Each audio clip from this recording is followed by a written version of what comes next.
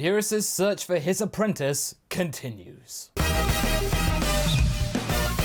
That's right everyone, Dragon Ball Super Episode 3 is here, and the mess is getting that little bit messier. Where does the dream continue? Find Super Saiyan God. It seems that the dream stopped near the choo-choo train. Where we last left off, Vegeta and his family went to go to the beach to get some rest and relaxation, I guess? Well, I guess in the world of Dragon Ball, going to the beach and nearly destroying the entire complex is kind of a holiday. I don't know. But Bulma and Trunks didn't seem all that bothered about it. In fact, they actually kind of praised him. That is a weird family. We also got to see Beerus and Whis again. He was looking for a special ingredient to jog Beerus' memory to remember whatever super dream prophecy thing he had a while back. But yeah, then Beerus gets bored and destroys the planet before he can even have that special ingredient. I get what they were trying to go for, but said before, and I'll say it again. The movie Beerus is a lot more appealing right now.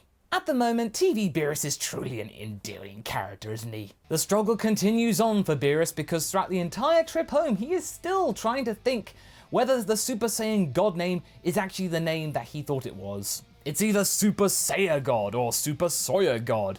And that really doesn't make sense unless you're Japanese and you love mechs or proteins. However, instead of using up even more brain power trying to think of another variation on Super Saiyan that sounds funny, he gets Whis to do all the work for him and tells him to go off and try and figure it out. He can go and find this being, like he does in the movie. Chalk one more point for movie Beerus. Whis promises to go and do it after they get back and have some pudding because, you know, they're all about the food. Universal peril can come second when it comes to pudding. Never snub a pudding when it's calling you. After mocking Whis for not flying fast enough, quite clearly they're flying faster than the speed of light, Whis decides to actually think he's had enough and stop and chew Beerus out for once. And this is the moment where I'm thinking, okay Whis, you've sort of redeemed yourself in my book.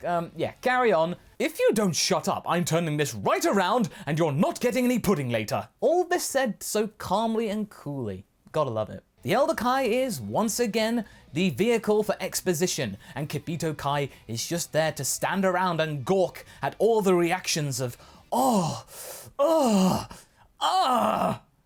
He might be enjoying this a little too much. Beerus' destruction of yet another planet is a cause for concern. But yeah, guys, I think you might want to get a handle on this. If you're not careful, there might be less than 29 planets in this universe. We don't want to see that now, do we? Apparently, this is the first time that Kibito Kai has seen Elder Kai this afraid of anything that has gone before. Wait, what about Majin Buu? Quite clearly, if you think about it, Majin Buu was a bigger peril for the universe than Beerus is right now because Beerus, God of Destruction, that's his job. Majin Buu? He didn't have that kind of restriction. He could basically do whatever he wants and cause chaos, whereas Beerus, there's some kind of order to it, so therefore, sir, I will think you find you are wrong. And thus concludes my super over-analysing something for the day. The Elder Kai finally sheds some light to people that haven't seen the movie about what Beerus' job exactly is. He is meant to be the counterweight to restoration and creation of the Kais. Basically, they're the Kais, he's the God of Destruction, it's a balancing act, but apparently Beerus has gone way out of line and he's destroying more than he should do. The Kais are overly concerned, but they seem to be rather biased at the same time, and I really don't know why that is, but... Oh no, wait, no, hang on. No, the Goku effect, yeah, okay, got it.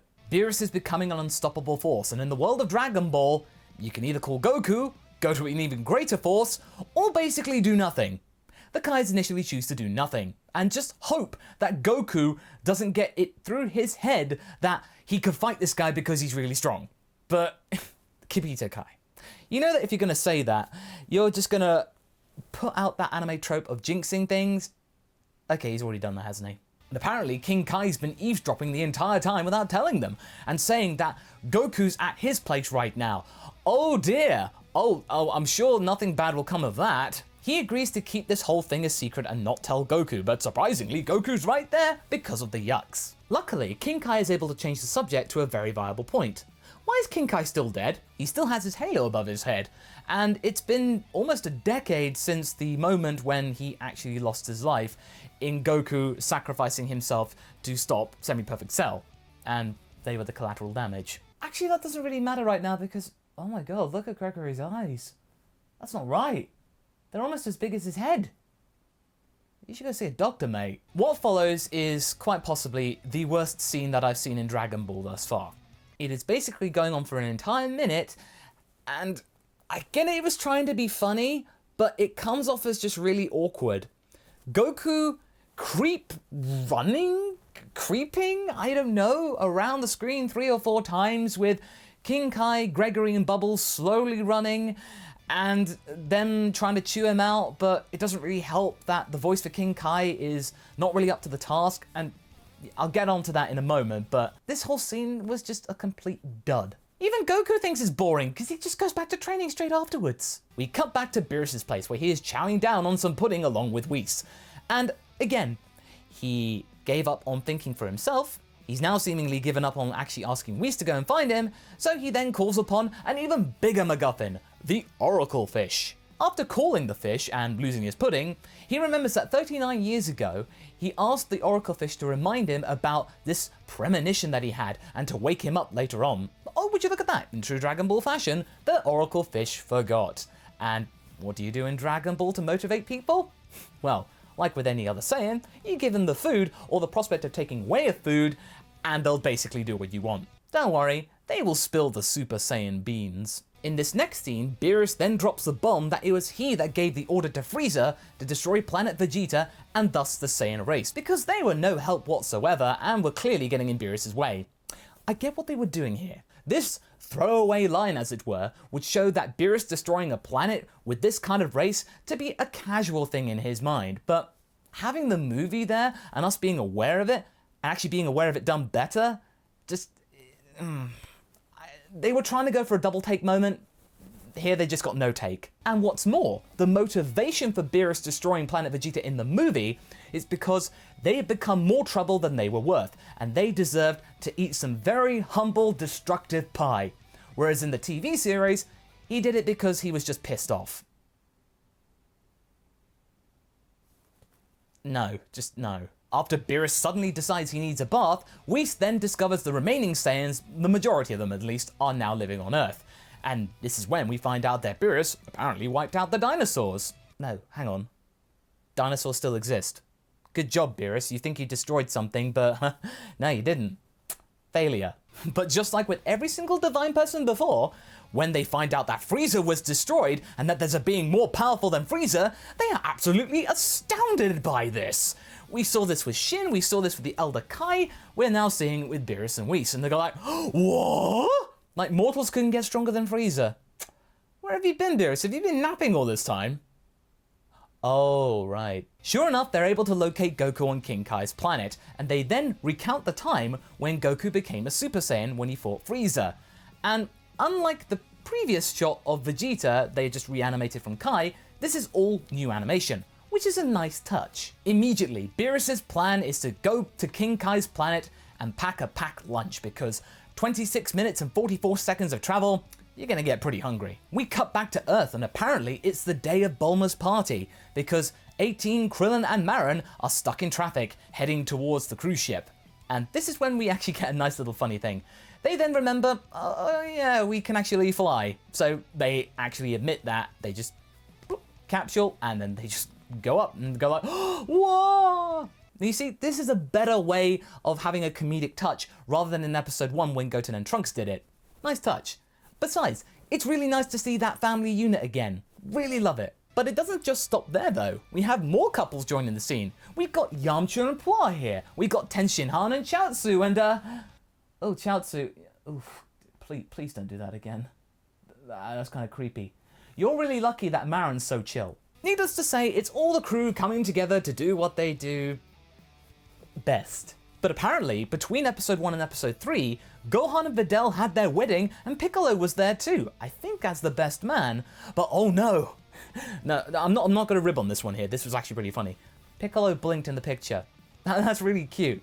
It's nice to see Piccolo actually get all hung up about actually blinking. You'd think that the guy who was meant to be the representation of the son of the demon would actually get that fussy, oh no, I blinked! Oh god, I'm so sorry!